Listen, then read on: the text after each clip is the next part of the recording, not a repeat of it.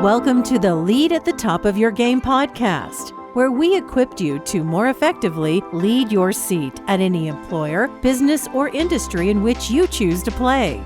Each week, we help you sharpen your leadership acumen by cracking open the playbooks of dynamic leaders who are doing big things in their professional endeavors.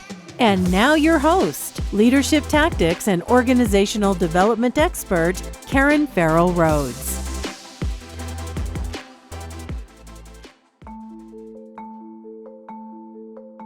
Hey there, superstars. This is Karen, and thanks for joining another episode designed to help you better lead at the top of your game. Now, as you know, for season 3, each month we're featuring leaders who have interesting roles in a particular industry. And today's episode is part of our special series featuring the perspectives of journalists and editors in the media. And also on today's show, we're going to give you a taste of an expert who covers the oil and gas industry, which is probably largely a mystery to most of us. We're so proud to feature Mark LaCour, Editor-in-Chief of the Oil and Gas Global Network. Mark has lived and worked in the oil and gas industry for over 25 years and has earned the much-deserved title as an industry insider. He runs the world's largest oil and gas podcast network with over 3 million listeners and sits on several oil and gas boards. So I want you to listen as Mark shares how he pivoted his career from an initial interest in wildlife management to what it is today. And also be sure to listen for his current thoughts about the state of leadership in the oil and gas industry. And then lastly, remember to stay tuned for just 2 minutes after the episode to listen to my closing segment called Karen's Take, where I share a tip on how to use insights from today's episode to further sharpen your leadership acumen. And now, enjoy the show. Hello, superstars. Welcome to another episode of the Lead at the Top of Your Game podcast. As you all know, we're doing a special series featuring the perspectives of journalists and editors of different areas of specialty in the world of media. And this is a part of that series. And so we're so pleased to have on today's show, Mark LaCour, who is the Editor-in-Chief of the Oil and Gas Global Network. He has worked in this industry, the oil and gas industry, for over 25 years. He's a thought leader and speaker on it, and we're going to go deep into both the industry and what he has seen and observed for individuals leading at the top of their game in the industry. So welcome to the podcast, Mark. Yeah, I appreciate the invite, Karen. And by the way, your audience, I started when I was 12. That's why I have 25 years experience. I know, you do not look like you've been in 25 years. You probably started when you were 6. Just admit it. I'll take that one. Yes, I'll take it. Awesome. Well, we're very honored to have you on the show today, Mark. And you have a lot, I know, to share. So without wasting time, we'll just jump right into it. But before we get started on the great tips I know you're going to provide, for as much as you feel comfortable, we'd love to learn just a tad bit about you on a personal level, anything that you might want to share. Yeah, so you would not think that somebody that runs a podcast network in the oil and gas industry is also an environmentalist, but I am. So my degree's in wildlife management. When I got out of the Marine Corps and I went to college, I wanted to save the planet. Haven't quite got there yet, still working on it. And then the other thing is both myself personally and then woven into my company, we believe in giving back, regardless of what your ethical or religious views are. You know, the ability to help another human being on this planet is something we should all strive to do. And sometimes we do a little bit, sometimes we do a lot, but we always do what we can. That's right. And I totally high five with you on that. That is part of my own personal values as well. So it's great that we share that. And I know a lot of our listeners do as well. So thanks for sharing them. Well, let's jump right in, Mark. Can you share a little bit about how you got started in the industry and why oil and gas? Yeah, so oil and gas because I needed a job. So I, quite frankly, I got out of college with my degree in wildlife management, and this was in the 80s, late 80s. And at that time, the only jobs you could really get was with the state and federal wildlife and fisheries for like $14,000 a year. So unfortunately, reality kind of slapped me in the face. And so I started applying for anything and everything. And the phone company in the east part of the U.S., Bell South, called me and said, "Hey, we'd love to hire you." And I said, "Okay, because I'd love to have a job." And they hired me, which is one of the best experiences of my entire life, to go work for a company that old that has process and procedure and training down pat, that type of name recognition. And Karen, they gave me the oil and gas book of business because no other salesperson in that entire company wanted to deal with Exxon and Chevron. And me being naive and just needing a job, I said, yeah, I'll take it. That was my introduction. It was probably one of the best things that ever happened to me. So because I didn't know the industry, I went to my clients, the big oil super majors and service companies, and said, look, I don't know this industry at all. I do know telecom, and I promise you, I will be a really good account rep for you. I will never rip you off. I'll always tell you the truth, even if you don't want to hear it, and I'll do good business. And the oil and gas industry kind of took me under their wing, and they go, come here. And they showed me everything because they wanted to teach me. It's still like, it's one of the things I love about this industry. It's still an industry of people doing business with people. So I was very fortunate that, the sheriff, maybe I'm not going to mention names. I don't want to give anybody trouble, but Okay. there's a refinery in Pascagoula, Mississippi, and the refinery manager drove me around, showed me how the refinery worked. The first time I went offshore, I went with a major service company. I just jumped in a helicopter in Lafayette, Louisiana, and we flew offshore. You can't do that now. But it was just a wonderful learning experience. And then, you fast forward to where I am now, and all that experience and all those connections have only helped me build this podcasting network that we're talking about. That is just amazing. And I'll just say that that's an example of just industry leadership right there with you and your clients, because for them to take the time, that's a true partnership, for them to take Yeah. the time to help you do a deep dive into their industry so you can better help, them, and then they can better help you and vice versa, is truly something that's rare in these day and age, unless you're seeing it. I'm not seeing it out there. It's not as much as it used to be because everybody is so busy that people's intentions are still there. People still want to help. But with this always on world, it's hard to find the time to do that hand holding like you used to do in the 80s and the 90s. Yeah, absolutely. Absolutely. So you had a very successful career, partnering with them through the business when you were working at, and was it Bell? I don't want, I Bell know there's South, so yep. many, Bell South. Okay. So what was that transition like when you decided to start your podcast network? Okay, I'm gonna tell your audience the truth. Some of my audience have already heard this. So my last corporate gig was with a company called Forrester Research. I had the oil and gas key accounts. And about 15 years ago, they capped my commission, and it just pissed me off, quite frankly. Like, really? I make you an extra $20 million and you can't give me 5,000 of it? So I Right. started my first company, Modal Point, which is still around, basically kind of out of anger. And in the process, and that was a market research company focused on the oil and gas industry. And in the process of growing that business about 9 years, almost 10 years ago now, my marketing guy came to me and said, we should start a podcast to promote the business. And I looked at him and said, that's the stupidest thing I've ever heard come out of your mouth. Nobody listens to podcasts. Because Karen, back then, there was no app. So you had to understand how to download an MP3 file. Apple had introduced a new piece of hardware called an iPod, and they had targeted a new genre, which is podcasting. But everybody that bought an iPod just used it for music, not for podcasting. There was no broadband. So it was hard to do remote interviews like we're doing now. The software to edit audio is expensive and hard to use. And so my marketing guy just every day would ask me, and I don't know if you have children, but if you ever had a 4-year-old ask you the same question, eventually you say yes, so they'll just shut up. And so that's what my marketing guy did. He wore me down, and I said yes, just so he would leave me alone. And what I didn't know is we started the first oil and gas podcast in the world. 3 months into it, Red Wing Boots calls me and said, hey, we want to sponsor your podcast. And I almost said, why? But the old sales guy me kicked in and said, shut up, let them talk. And that was the beginning of this empire that I sit on now. Amazing. All because someone pissed you off. I think you could solve world hunger, Mark, if someone pisses you off enough.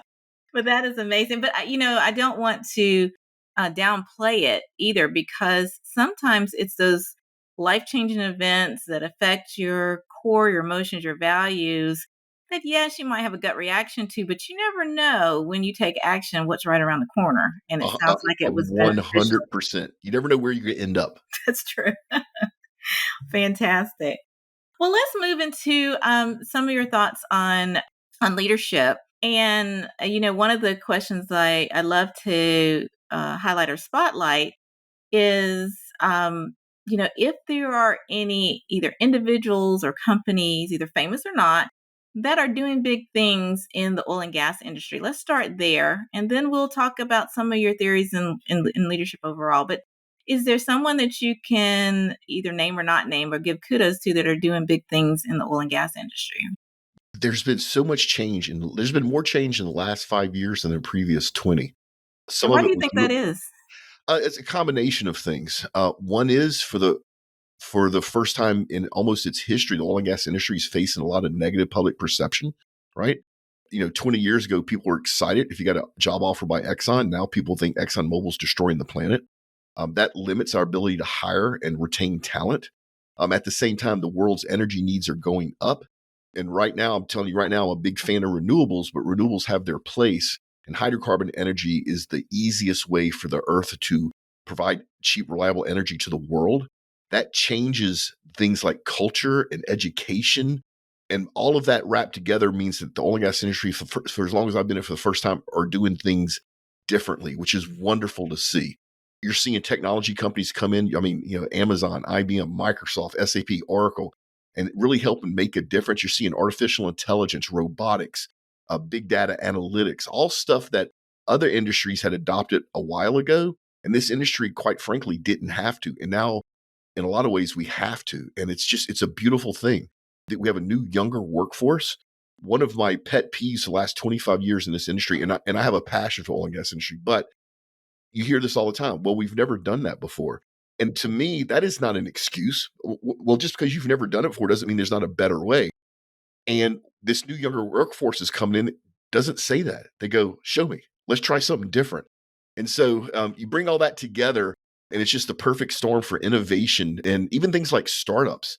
There were no startups in this industry forever. Chevron wouldn't do business with a startup because it was a risk because they're a small company. Right. Now Chevron has a venture capital group to do what? Go find startups, because Chevron knows that what it needs to compete in the future is not going to come from some huge conglomerate. It's going to come from some two-man shop in Chile or in South Beach or in Oklahoma, And so Right. it's just a wonderful time to be in the industry. Well, I must admit, it sounds like quite an evolution because I had mentioned to you that one of my past clients is British Petroleum.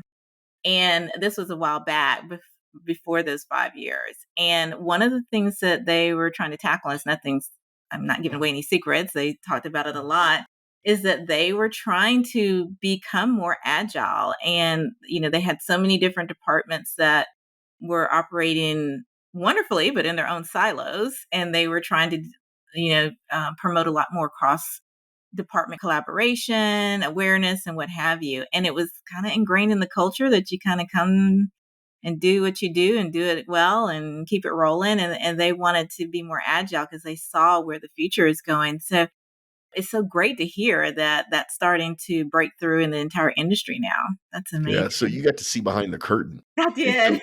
so what you saw at BP, Uh, and historically BP has been a bunch of individually siloed business units, each with their own budget, their own president, their own CIO, who yes. don't talk to each other. No. So from the outside, you think BP. Let me tell you, inside, up until recently, BP Pipeline didn't even talk to the people that worked in BP exploration and production.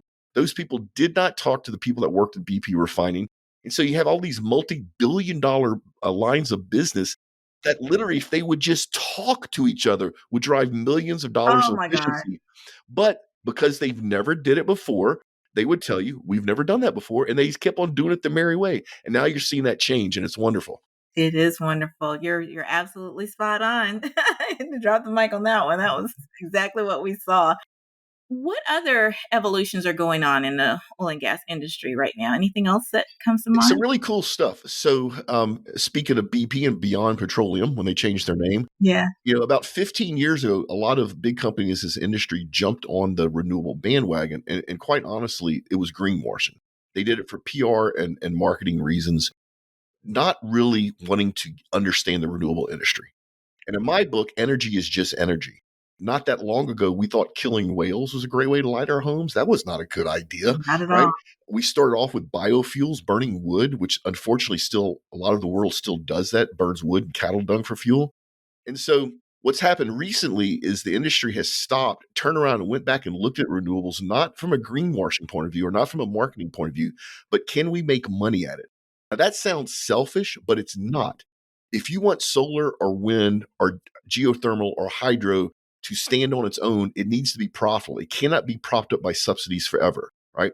So when you look at things like large commercial wind farms, large commercial solar installs, around the world, you want a company that has done enormous global projects successfully, both from an engineering, project management, and finance point of view.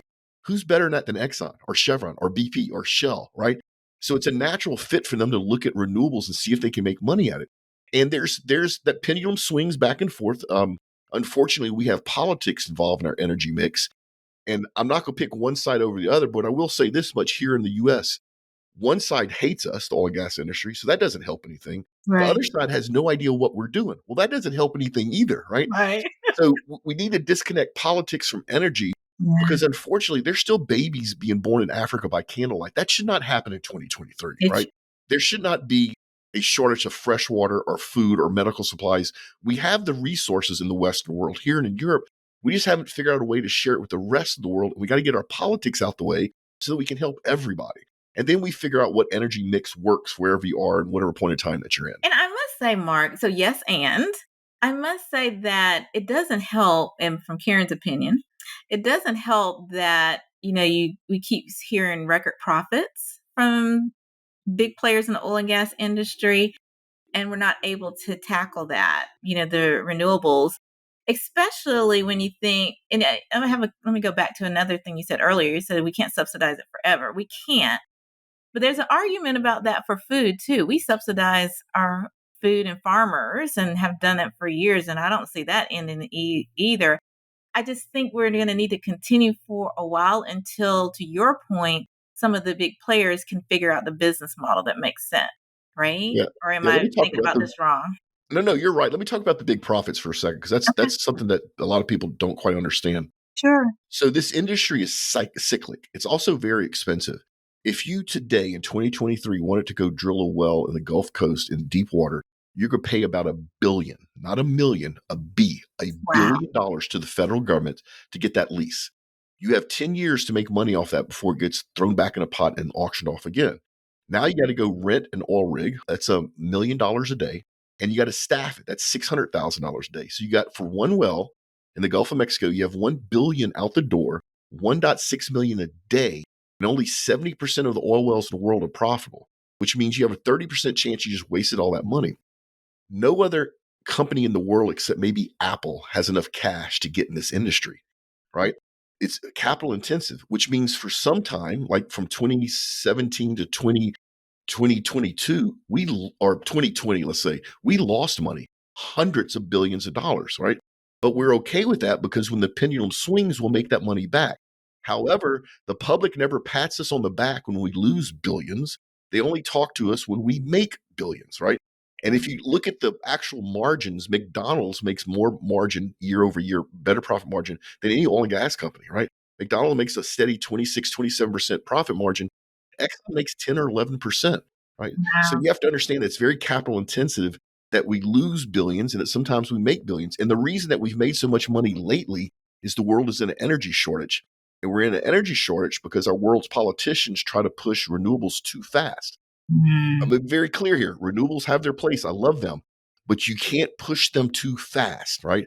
And so because of that, and there's a lack of energy, the only only thing that could fill that gap was hydrocarbons, right? And so, yes, we were making record profits, but we also lost record profits, and nobody talks about that part of it. Fascinating. Oh my gosh, I'm learning so much in addition about the industry. How do the natural disasters like Deepwater Horizon and Exxon Valdez. Yep. Valdez, how do those incidents impact the industry? Does it cause it to have to recover? I know they got a PR hit, definitely, but how does that impact when major stories like that are out there in the Yeah, world? so let me back you up. Those are not natural disasters. Those are man-made disasters. There's a cause and effect for both those that you just mentioned. A couple things before I get into it. Number one, have you ever heard of a Chinese or Russian oil spill? And the answer to that is probably no. No, That means one of two things. That means they're better at it than us and the Europeans, or when they make a mistake, they don't tell. And I I've was about to seen it with my say, own don't eyes. The tell. truth Yeah. is, they don't tell. Here in Europe, if we make a mistake, we tell. So please, public, remember that. The Exxon Valdez totally changed health, safety, and environmental outlook and culture in the oil and gas industry. Quite frankly, up until that point, moving large quantities of crude to the ocean was accepted as a standard that people got complacent. And just like anything else, when you get complacent, accidents happen, They right? do. So that's what happened with that. And it totally changed the way we deal with large quantities of crude around the world, which, by the way, to your audience, any one point in time in the last decade, there's more weight in crude being moved in our world's oceans than all the weight of all the fish combined. Think about it. That puts it in perspective, right? Yes. Yeah. And so we never want a crude spill, and we never want a crude spill of magnitude. And so everything has changed from the way they construct the ships to all the sensors they use to the process of how many pilots, co-pilots, captains you have on it, which is good. The BT Macondo incident, once again, was a human problem literally caused by greed.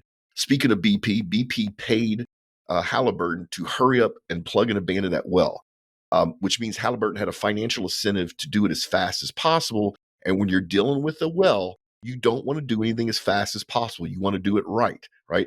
And Right. so that was a massive disaster that almost cost BP its company. They this close to being bought because of that disaster. They had to sell a lot of their side business to keep their stock price up. But what was cool, and it's gonna bring tears to my eyes, so I gotta be careful I don't cry in front of Oh, your you can audience. cry. This is a safe space. When that happened, Karen, every oil company in the world that could help volunteered. No contracts, no arranging pricing. It's like, what do you need? Nice. Literally the entire world showed up and did anything and everything they do to take control of that well. And they did. And then once they took control of that well, they cleaned it up. And now we've learned what not to do, both from a process point of view, from a technology point of view, and from a cultural point of view. And the culture was the driving force of that incident, in that the contractor was driven to do quick work, not quality work. Amazing. That is heartwarming and necessary Yeah. at the time, definitely. So, because the oil and gas industry is so complex, what types of traits have you seen that the most successful leaders had to have? Because it is very dynamic, fraught with, like you said, political challenges up, down, and across, public perception, you name it. What types of individuals seem to work best as top leaders in the industry? So I have two answers to that. Okay. Up until recently, it was command and control. It was like a military organization. If you spent time at BP, you know exactly what I'm talking about, right? It's top down. Don't you even think about questioning why, right? Now, that sounds old fashioned, and it's really not. It's really what it is risk aversion. If you think about what we do as an industry, everything we touch has the potential to kill people and destroy the environment. Literally everything. If we make a mistake, people die. And you can have an environmental catastrophe which can destroy a company overnight. So once you have a process in place, and that I don't care what that process is, if that process is how you drill a well, how you pig a pipeline, how you build a refinery, how you hire, what documents you use in HR, how do you do payroll. And in this industry, if you have that process in place and nothing's ever leaked, nothing's ever blown up, nobody's ever died, you don't want to change the process You because want it's to a keep it. risk, right? And that has served us well from the Rockefellers all the way up until, say, 2015, 2017, right? Now that the industry is changing and it's a different industry than it always has been before because of the factors you just mentioned, now we need true collaboration. And so what I'm seeing, the old leaders were, a lot of them had a military background, top down command and control, didn't waver. You know, the old leaders were there no matter what, no matter, I don't care what caught on fire, what blew up, whatever, they were there. That's true. The new leaders are learning how to work not just internally, but externally. You know, automotive has figured out just in time supply chain probably 40 years ago. As an industry, we still haven't figured that out. And finally, our new leadership is going, why do we need to reinvent the wheel? Let's go talk to our buddies in automotive and copy what they're doing. So you're seeing a lot more female leadership. And I think that's because I think women naturally by nature are more collaborative than men tend to be. Yeah. You're seeing a lot more younger leadership. And the leaders today that are being successful are much more collaborative, both internally in building teams and crossing those functional boundaries, like you talk about at BP, but also externally. Having to deal with negative public perception, the worst way to deal with it is ignore it, right? The best way to deal with it is just go talk to them, which you're Right. starting to see happen, which I think is great. I think that's great too. But, culture doesn't change overnight. So I'm sure that there's some, and forget the phrase, kind of old school leaders that are still there that kind of remember the industry of old, right? and now having to make space for this kind of new breed of leader that has to lead in this new environment.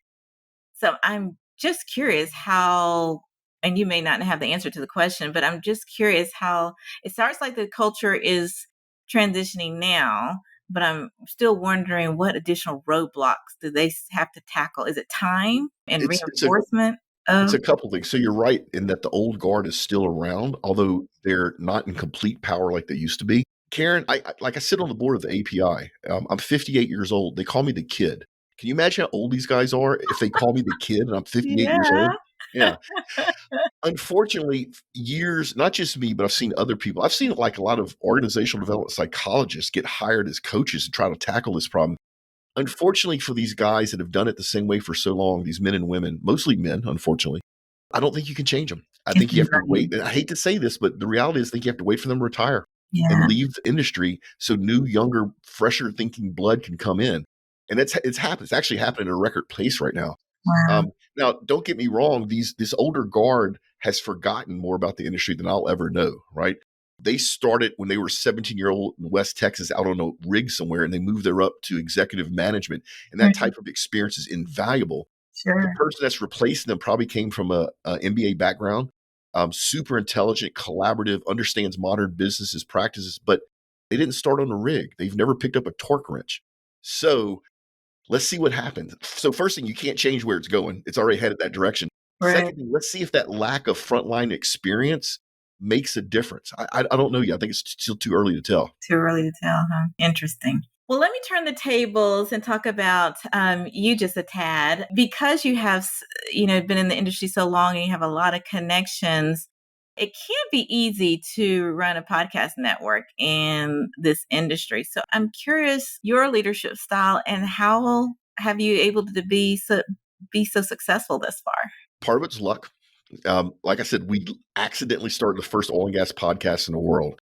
Wow. That show had listeners in every country on the planet except one South African country. And in April, we picked up 4 listeners. Yeah, I was getting ready to pay somebody to listen to that show so I could Just say to we say own the it, huh? world. Yeah. And in April, we picked up 4 listeners. So that podcast literally has listeners, thank Congratulations. you, in every single country on the planet. So the key to growing this, part of it was luck. Part of it is I came from an enterprise sales background. So unlike a lot of entrepreneurs who have a great idea that then go try to execute but have no idea how to sell it, the first thing I thought of was how to sell it. How do you generate cash flow? And any business, especially in the beginning, cash flow is more important than almost anything, right? Yeah, it You need to be able is. to pay your people and pay your bills. But I had already had that figured out. And then the next thing is just hiring good people. And I struggle with that. Even to this day, I have a tendency to want to hire people I like, which is the wrong way to hire people. I need to hire people that can do the job. And so what we figured out as a team is that Mark is not good at hiring people by himself. And so I am now no longer allowed to hire people. They also took the keys of the bank away from me. I also can't change the color of my Wow. own logo. And when we hire now, it's a panel discussion, and we have an executive team. There's 3 of us that make the final decision, and that works really well. So part of me building this is learning my own shortcomings. And I'd like to say being okay. I'm still not okay with it. I still struggle with it, but accepting the fact that I'm not good at everything Yeah. and bringing in people in that are better at than I am. Well, that's a trait that you and I both share because I am not the best in the minutia, but I bring people along who are. And so a lot of decisions are made for, my firm as well in a group discussion. I do better in Yeah. teams than swirling like the Tasmanian devil in my own head. So I get you on that one, definitely. So let me ask you this, since we both share this trait. Yeah. Secretly in your head, don't you still think though that your way is the right way? Even though you Always, Yeah, always. okay. So it's not just me. Okay. But I look for justifications of why not. So I am a good listener. I do embrace other perspectives, and I may add on to mine, but many times I think I still have the best idea, but I let it play out. Yeah, me too. Also, Mark, yeah, we'd love to ask our guests which of the leadership tactics that I write about in my book really resonated with you. And the one you had been so kind to share with me was leading with intellectual horsepower. And listeners, as you remember, especially for my newbies out there, Leading with intellectual horsepower is all about using your areas of expertise to what I call peek around corners and look for trends and opportunities that others may miss. And, bring that to the table to try to make a difference in your workplace or in the world.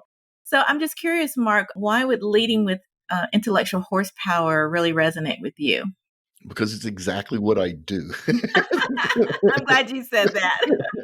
So I've always been a strategic thinker. You can measure the ability to think strategically, just like you can measure mathematical skills or reading comprehension or anything else. And over time, with more and more experience, I get better at it. And strategic thinking is just your ability to look at what's going on now and extrapolate in the future what those outcomes may be. In fact, every year I do my predictions for the next year. So the November of this year, I'll do my predictions for the oil and gas industry for 2024. And I've been doing that for about 9 years. And somebody crunched the numbers. And in the very early days of me doing the predictions, I was about 50% accurate. I'm now up to 77% accuracy. So the data shows that I am getting better at predicting what's coming in the future, right? Yeah. And so that leadership style works really well with me. Like in the podcasting space, you're seeing a lot of creators, young creators, confuse video with podcasting, which is audio only. Right. And a lot of people think video is a better choice. And I humbly disagree with them. Because and I realize you're shooting video as well, but when people listen to the audio version of this, Karen, they can consume your content when they're doing something else. That's when right. they're commuting, working out, washing dishes, walking the dog, whatever. You can't do that with video, right? That's right. So I'm watching all these creators spend money and time making sure they have a good video presence. And the strategic thinker in me is saying, you have a great Why? video presence. That's not how the best way to grow your audience. That's You right. take the same resources and do just audio only and double or triple. Plus, if you're a video creator, you're probably on YouTube, and YouTube really controls who sees your videos, not you. That's right. Right. So it's little things like that. I think that type of leadership fits both my personality and my background. I wish I was one of those more charismatic leaders. I've had several of those in my life. And literally, I would have walked through the gates of hell for them, right? They inspire so much loyalty. But I'm just not that, right? I'm more the strategic thinker, seeing what's coming forward and Oh, you're using that to pretty run a business. charisma. You have a lot of charisma to me. So I think don't sell yourself short. But I Thank you. do agree with you, Mark, and I want the listeners to understand as well. You're right. Podcasting, it expands your reach and it makes it easier for your audience to consume information. And one of the only reasons why we also include video is because I'm also in leadership development and I know adult learners. And sometimes people need to have alternative ways to consume information. And so we do provide that. But you're absolutely spot on that they should double down if you're interested in podcasting on the audio side. Because Yeah, it's we do video as well. yeah, Video, if you're trying to explain something that's complex, it's just easier to see it than to it try is. to describe it. You're so right. You're so right. Well, gosh, we literally blinked, Mark, and I cannot believe time is almost gone. But a couple of quick things. Is there one lasting piece of advice or tip or something that you love to mention that you had not had a chance to do already? Yeah. So for everybody that's listening out there, regardless of what you do professionally, put some time in your calendar, literally block out time in your calendar to just learn. I'm not talking about scrolling cat videos, right? I'm literally, whatever you're interested in, learn. It's one of the best things I think any person can do. I think it helps you. The more information you have that's a good, solid information, the better life decisions you will make, both for yourself personally, your family, and for your business. I have 8 hours a month in my calendar just to learn, and it served me so well. And that was a tip. I'm actually, I'll steal that. I actually had a chance to meet Stephen Covey back before it was just when he just started the 7 Habits of Highly Successful People. And that was one of the tips on the side that he told me that I've taken to heart, and it's paid off over and over and over again. So put some time in your calendar to just learn. Amazing. We'll definitely do. Now, we will have information about your background and where to find you, Mark, in the show notes, but I'd love to let you put a voice behind it. So if people want to listen into your network or to find you, what would be the best modes of Yeah, way? for the network is oggn.com, oilandgasglobalnetwork.com. I think we have 16 separate podcasts as of today. Like I said earlier, we look at everything as energy. So we have an energy transitions podcast. We have a renewables podcast coming. We have a hydrogen podcast coming. Everything else is kind of industry specific. We do have a geopolitical podcast, which is our fastest growing show ever. Wow. And it's one of my personal favorites. And I do know I'm biased because it's on my network, but give that show a listen. My host of that show has the ability to weave history and current events together in a story, almost like a true crime drama, where you want to get to the end. And it's just a beautiful thing. Maybe you can hit me up on social. Look for Mark LaCour. LinkedIn's probably the best place. I'm also on Twitter, every place but TikTok. I'm just not quite there yet, but all the other social platforms, I'm there. I'm not on TikTok yet either. My daughter but yeah, that's the one I haven't done. But I'm like you. I'm at the main ones where people can find me. So, well, thank you again, Mark, so much for the gift of your time. Tons of great information that you shared about your industry and where it's going. We really appreciate you and appreciate even the tips that you've given our audience as well. Yeah, I appreciate you having me on. I look at every other podcaster as family, right? So I appreciate you having me on. If there's anything I can do to help you or your audience, people just reach out. Thank you so much. And thank you to listeners for tuning in on this episode. We can't wait to see you back here, same time, same channel next week. Have a wonderful rest of your week. Take care. Well, I hope you enjoyed our conversation today with Mark LaCour, Editor-in-Chief of the Oil and Gas Network. Links to his bio, his entry into our leadership playbook, and additional resources can be found in the show notes, both on your favorite podcast platform of choice and on the web at leadyourgamepodcast.com. And now for Karen's take on today's topic of the oil and gas industry. So I thought it might be helpful to provide you information to better understand both the opportunities and challenges that are faced by the oil and gas industry. In fact, did you know that 96% of everyday essentials like soap, clothing, electronics, pharmaceuticals, and cosmetics are made from petroleum? I didn't realize that until I was doing research for this episode. This is absolutely wild in my mind. And I know that many of us have an eye on reducing our negative energy footprint in a responsible way. But remember, knowledge is power.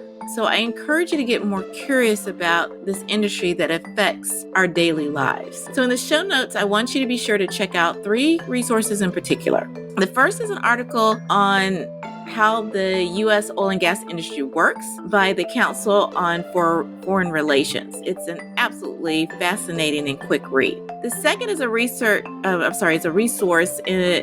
and a research guide on the oil and gas industry from the Library of Congress.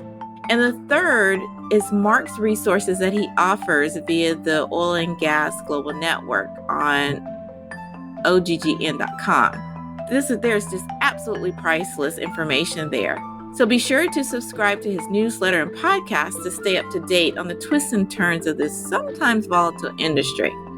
Now, I have personally consulted with enterprise-level companies in the oil and gas industry, and while I must admit that historically it has been a very rigid industry, I too am hopeful, like Mark, that innovation and fresh talent will be opening up new and exciting opportunities for those that are interested in making a mark in this particular industry and within their particular job function. It can be very lucrative for you all. So I encourage those that are interested to make sure that you explore opportunities that might be right for you. Well, that's all for today. Remember to subscribe to the podcast and share the podcast with just one friend, because by doing so, you will empower them to also lead at the top of their game. Thanks a ton for listening, and see you next week. And that's our show for today. Thank you for listening to the Lead at the Top of Your Game podcast, where we help you lead your seat at any employer, business, or industry in which you choose to play. You can check out the show notes, additional episodes, bonus resources, and also submit guest recommendations on our website at leadyourgamepodcast.com. You can follow me on Twitter, Facebook, Instagram, and LinkedIn by searching for the name Karen Rhodes, with Karen being spelled Karan. And if you like the show, the greatest gift you can give would be to subscribe and leave a rating on your podcast platform of choice. This podcast has been a production of Shockingly Different Leadership, a global consultancy which helps organizations execute their people, talent development, and organizational effectiveness initiatives on an on-demand project or contract basis. Huge thanks to our production and editing team for a job well done. Goodbye for now.